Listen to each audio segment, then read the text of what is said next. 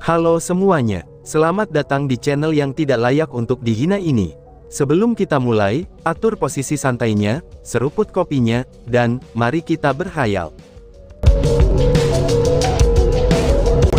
Melanjutkan cerita sebelumnya, pada saat para murid di Mission Plaza tercengang oleh betapa kuatnya Chu Feng, para tetua yang hadir juga dibuat tercengang juga. Bahkan, para tetua manajemen juga tidak terkecuali. Bahkan sebenarnya, ada dua tetua manajemen di langit di atas Mission Plaza. Hanya saja, karena kenyataannya bahwa mereka berdua ada di langit, maka tidak ada yang memperhatikan mereka. Adapun dua orang ini, mereka adalah tetua manajemen dari Departemen Perbaikan Senjata. Salah satunya adalah teman lama tetua Wei, orang yang sebelumnya mencoba mengundang Chu Feng ke Departemen Perbaikan Senjata, yaitu Xiaohu Jianting. Adapun yang lainnya, dia adalah seorang pria tua dengan perawakan tinggi, kulit gelap, kepalanya berambut putih, dan memiliki dua alis putih yang panjang. Mata orang tua ini sangat hidup. Selain itu, ia mengeluarkan udara yang unik, dan aura kultivasinya jauh lebih kuat daripada Xiaohu Jianting. Dapat dikatakan bahwa dia setara dengan tetua Hongmo. Adapun siapakah dia? Dia adalah kepala tetua dari Departemen Perbaikan Senjata. Sekarang apa yang kamu pikirkan? Lord Head Elder, apa yang aku katakan itu benar bukan? Inilah Chu Feng yang jenius itu. Tidak hanya dia luar biasa dalam kultivasi bela diri, teknik spiritualnya juga luar biasa. Dia benar-benar karakter tingkat iblis sempurna yang legendaris. Karena dari cara aku melihatnya, tidak pernah ada orang yang luar biasa yang pernah muncul dalam sejarah Gunung Qianwood kami. Tapi sayangnya, aku bertemu dengannya agak terlambat, dan Old Wei berhasil mendapatkannya sebelum aku. Karena jika tidak, jika aku berhasil membawanya ke Departemen Perbaikan Senjata kami, Departemen Perbaikan Senjata kami pasti akan muncul di permukaan. Ucap Xiaohu Jianting yang memuji Chu Feng, itu dengan wajah yang dipenuhi dengan penyesalan. Tidak hanya talenta anak ini yang luar biasa, keberanian dan wawasannya juga luar biasa. Gadis berambut merah itu kemungkinan besar adalah tamu Departemen Leramuan Obat. Namun sebenarnya, ada tetua dari Departemen Peramuan Obat yang hadir di sana juga. Bahkan mereka telah tiba sebelum Chu Feng. Sanjika menilai dari ekspresi gugup mereka kemungkinan besar ingin membantu gadis berambut merah itu.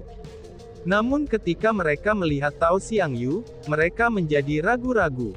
Karena tetua manajemen mereka Hongmo berada dalam di pelatihan tertutup, maka mereka tidak memiliki kepercayaan diri untuk memprovokasi seorang murid seperti Tao Xiangyu, yang memiliki kekuatan dan latar belakang yang tidak biasa.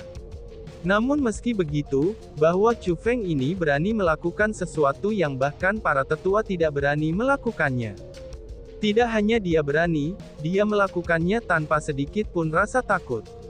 Keberanian dan wawasan seperti ini, semangat dan tekad semacam ini, itu adalah hal yang paling langka. Anak itu jelas merupakan bibit muda unggulan yang jarang terlihat. Ucap kepala tetua Departemen Perbaikan Senjata dengan sangat menghargai Chu Feng. Namun setelah, tatapannya tiba-tiba melintas dan dia menghela nafas. Namun disayangkan, tambahnya tanpa daya. Ada apa? Mendengar kata-kata itu, Xiaohu Jianting buru-buru bertanya. Seorang jenius seperti Chu Feng pasti akan menimbulkan kecemburuan bagi orang lain.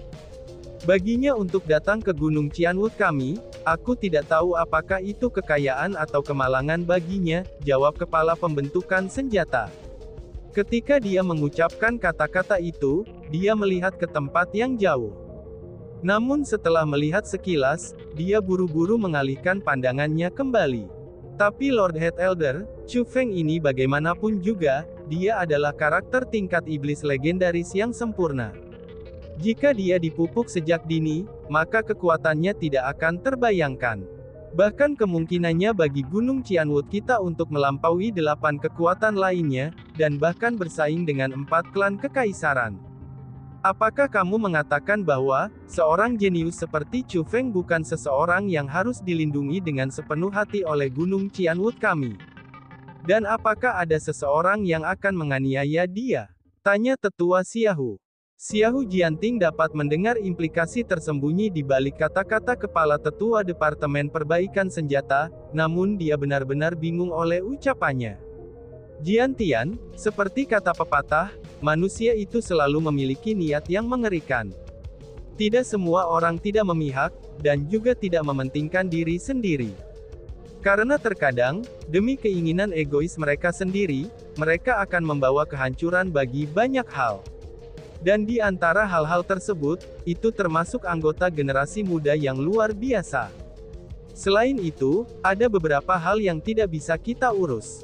Jika Chu Feng ini adalah anggota Departemen Perbaikan Senjata kami, aku pasti akan melindunginya dengan semua yang aku miliki. Bahkan jika aku harus mengorbankan hidup aku tidak akan ragu untuk melakukannya, karena itu akan menjadi tanggung jawab aku. Namun sayangnya, karena dia bukan anggota Departemen Perbaikan Senjata kita, maka yang terbaik adalah kita tidak ikut campur dalam urusan orang lain. Kamu adalah orang yang cerdas. Kamu harus mengerti apa yang aku maksud dengan itu, ucap Kepala Departemen Perbaikan Senjata. Setelah dia selesai mengucapkan kata-kata ini, Kepala Tetua dari Departemen Perbaikan Senjata berbalik dan pergi. Pada saat ini, ekspresi Xiahou Jianting menjadi sangat jelek. Itu sudah jelas, bahwa dia tidak dapat menerima cara berpikir kepala tetuanya. Dengan demikian, dia mengalihkan pandangannya ke arah yang sebelumnya ditatap oleh Kepala Tetua Departemen Penyempurnaan Weaponry. Dia juga tahu, pasti ada sesuatu di sana. Ini, seru Tetua Xiahou. Tiba-tiba saja, matanya tiba-tiba menarik kembali. Ekspresi ketakutan langsung menutupi wajahnya yang bingung. Hanya dalam sekejap, keringat dingin menutupi wajahnya yang sudah tua, dan dia mundur beberapa langkah di tengah langit. Wush! Tiba-tiba saja Xiahou Jianting berbalik, dan terbang ke arah di mana Kepala Tetua Departemen Perbaikan Senjata telah pergi. Tepatnya dia tidak pergi begitu saja, tetapi melarikan diri. Apa yang terjadi di Mission Plaza saat ini, itu tidak diketahui oleh Chu Feng. Pada saat ini, dia dan Bai Ruoshan membawa Sima Ying kembali ke Departemen Peramuan Obat. Ketika para tetua Departemen Peramuan Obat melihat Sima Ying, mereka semua dibuat ketakutan. Mereka bergegas merawat lukanya sekali lagi, dan mulai menanyakan apa yang terjadi ketika melakukannya. Namun bagi Chu Feng, reaksi mereka tampaknya agak dibuat-buat. Dengan seberapa besar masalah itu, bahkan para murid saja tahu tentang hal itu.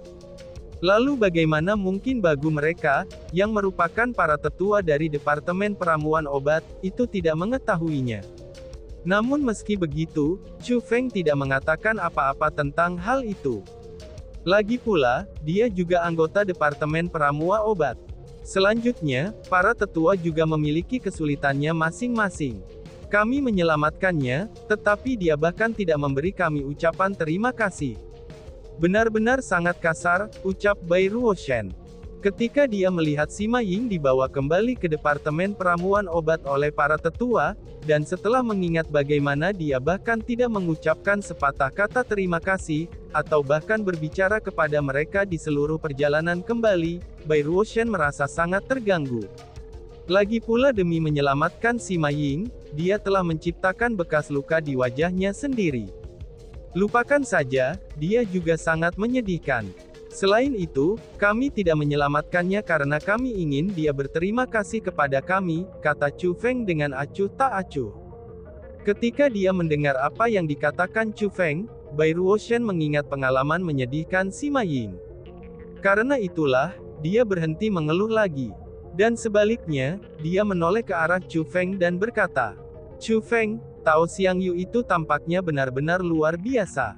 Yang aku bicarakan bukanlah kekuatannya, tetapi kekuatan di belakangnya. Yaitu, Departemen Hukuman. Organisasi kekuatan cabang itu tidak hanya memiliki tetua terkuat di Gunung Qianwood, tapi mereka juga memiliki murid terkuat di Gunung Qianwood. Selain itu, Tao Xiangyu hanya satu di antara mereka. Ada beberapa lagi yang bahkan lebih kuat darinya.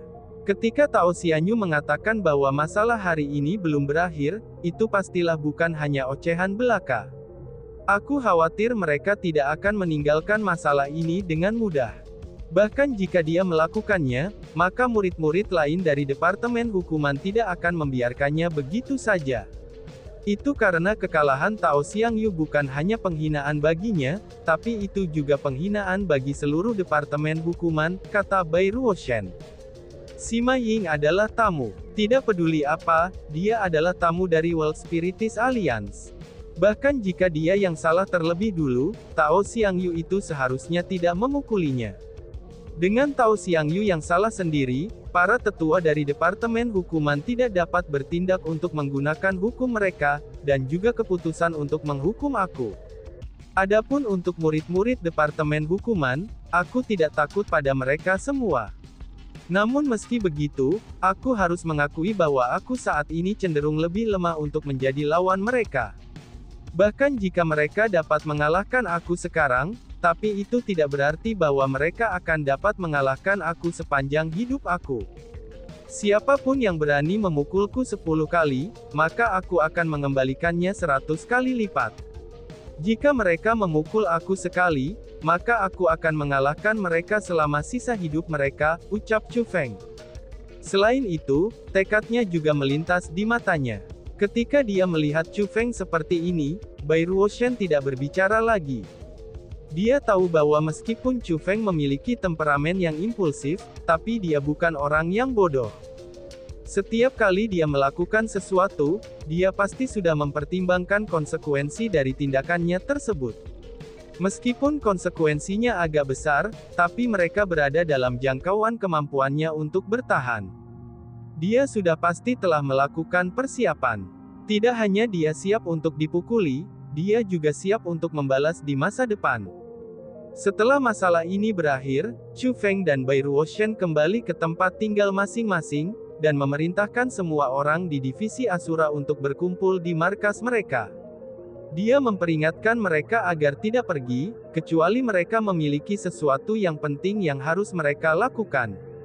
Mereka harus membuat persiapan, yaitu persiapan bagi Tao Xiangyu yang datang untuk membalas dendam terhadap Chu Feng dengan yang lain.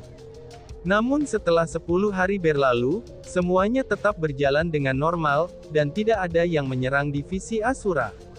Situasi seperti ini menyebabkan orang-orang yang sedang menunggu untuk menonton pertunjukan, itu membahas masalah ini dengan bersemangat. Mereka semua merasa, bahwa Tao Xiangyu mungkin ditakuti oleh kekuatan Chu Feng. Itu tidak hanya terbatas pada 1 atau 2 orang yang berpikir seperti ini. Bahkan banyak orang yang merasakan hal ini. Dalam waktu singkat, pikiran ini melewati kerumunan seperti gebrakan. Bahkan ada banyak orang yang menyatakan bahwa Chu Feng akan menjadi murid terkuat di Gunung Qianwu, dan bahwa divisi Asura akan menjadi tak terhentikan. Namun meski begitu, Chu Feng tahu bahwa hanya karena Tao Xiangyu tidak melakukan apapun dalam 10 hari ini, itu tidak berarti bahwa dia tidak berencana untuk menemukan masalah baginya. Suasana sebelum badai, itu pada umumnya akan berlangsung dengan tenang. Lebih jauh lagi, semakin aneh ketenangannya, maka semakin keras pula badai yang akan datang. Setelah waktu yang lama, Tao Xiangyu belum melakukan apa-apa. Adapun murid-murid lain dari Departemen Hukuman, mereka tidak melakukan apa-apa juga. Situasi semacam ini menyebabkan banyak orang berpikir bahwa Tao Xiangyu dan Departemen Hukuman telah merasakan potensi yang tak terbatas dari Chu Feng. Mereka tidak ingin menciptakan kebencian besar di antara mereka, dan dengan demikian memutuskan untuk menanggung keluhan yang tidak terucapkan. Namun sayangnya, orang-orang itu salah besar. Pada hari ke-11 setelah pertempuran antara Chu Feng dan Tao Xiangyu, sebuah peristiwa besar yang belum pernah terjadi sebelumnya, itu benar-benar terjadi pada saat ini di Gunung Qianwu.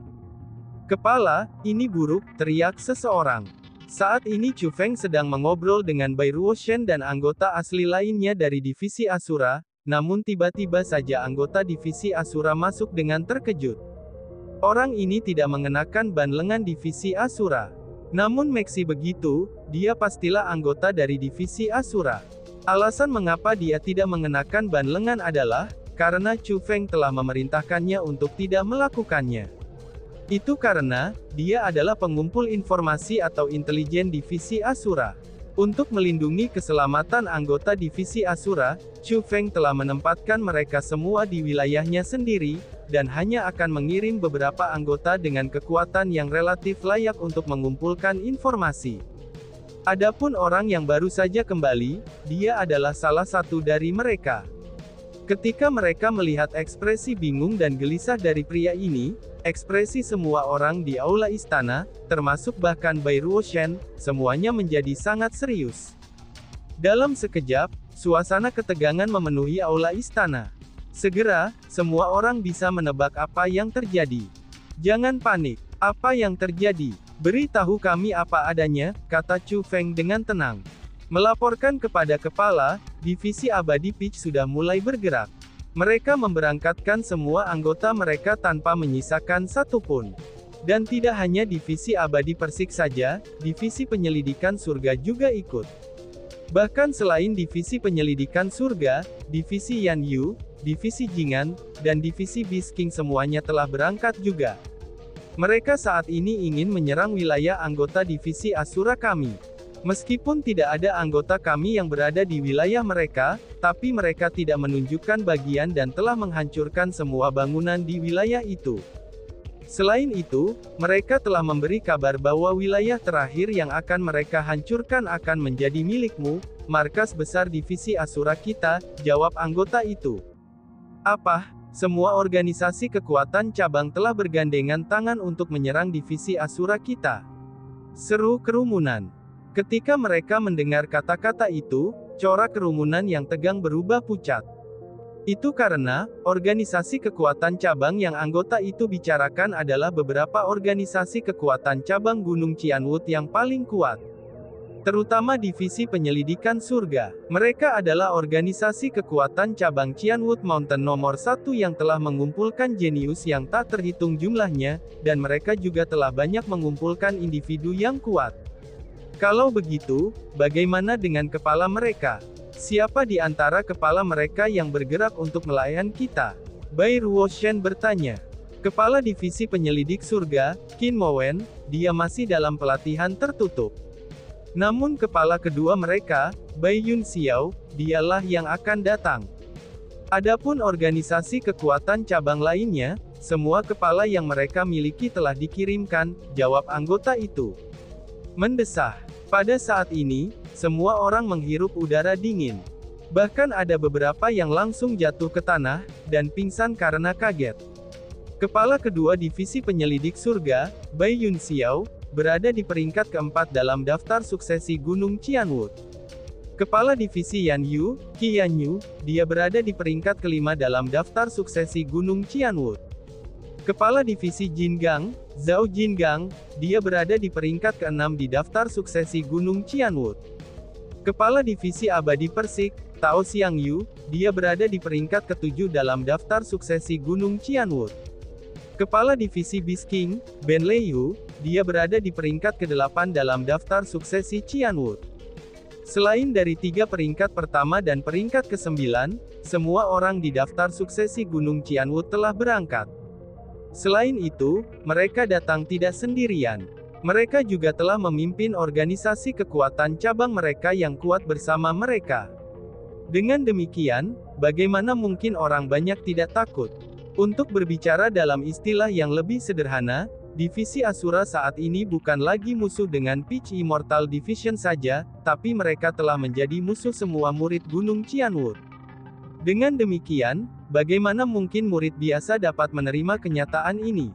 Karena bagi mereka, ini hanyalah jalan menuju bencana. Hahaha, benar-benar kejam. Tampaknya mereka benar-benar berencana untuk dengan serius membunuhku. Pada saat ini, Chu Feng tiba-tiba tertawa dan berkata, meskipun dia memiliki senyum di wajahnya, tapi matanya memancarkan niat membunuh. Tidak semua kepala organisasi kekuasaan cabang ini adalah anggota Departemen Hukuman. Maka secara logis, bahkan Tao Xiangyu tidak akan bisa membuat mereka semua bergerak. Itu karena, semua murid di daftar suksesi Qianwood adalah saingan satu sama lain. Namun sekarang, terlepas dari alasan apa yang mereka miliki, mereka semua telah berkumpul untuk berurusan dengan Chu Feng. Namun meaki begitu, mereka tetap berkumpul. Selanjutnya, mereka akan menyerang divisi Asura Chu Feng. Karakter tingkat iblis dalam daftar suksesi Gunung Qianwood bergandengan tangan untuk berurusan dengan seorang murid baru. San ini belum pernah terjadi sebelumnya dalam sejarah Gunung Qianwood. Kenapa mereka melakukan ini? Itu karena Chu Feng secara alami bisa menebak alasannya. Itu pasti karena mereka merasa Chu Feng menjadi ancaman, dan ingin melenyapkannya di waktu sebelumnya dengan cara mengalahkannya, sehingga dia tidak bisa bangkit kembali. Namun meski begitu, Chu Feng tidak mau repot-repot memikirkan hal-hal ini. Itu karena, semua orang ini akan menjadi musuhnya setelah hari ini. Ini sudah menjadi kebenaran, dan juga sesuatu yang tidak bisa diubah. Kepala, apa yang harus kita lakukan sekarang? Tanya kerumunan. Pada saat ini, semua orang mengalihkan pandangan mereka kepada Chu Feng. Kumpulkan semua saudara dan saudari divisi Asura kami, kata Chu Feng. Setelah ini, suara peringatan tanda bahaya segera berbunyi. Para anggota divisi Asura yang sudah siap, mereka dengan cepat berkumpul di alun-alun divisi Asura. Dan setelah itu, Chu Feng menjelaskan situasi mereka saat ini kepada mereka. Seperti yang telah diantisipasi Chu Feng, setelah para anggota mengetahui tentang ini, mayoritas kulit mereka menjadi pucat, dan seolah-olah hari kiamat akan datang. Mereka mengira musibah akan menimpa divisi Asura. Namun sayangnya, mereka tidak pernah membayangkan bahwa ini akan menjadi separah ini. Bahkan saking parahnya, itu membuat mereka tidak mampu menerimanya. Kepala, apa yang harus kita lakukan sekarang? Bagaimana kalau kita pergi dan mencari orang tua dari Departemen Peramuan Obat untuk meminta bantuan? Kalau tidak, mereka akan segera datang membunuh kita. Pada saat itu terjadi, kami tidak akan bisa menolaknya sama sekali, seru para anggota.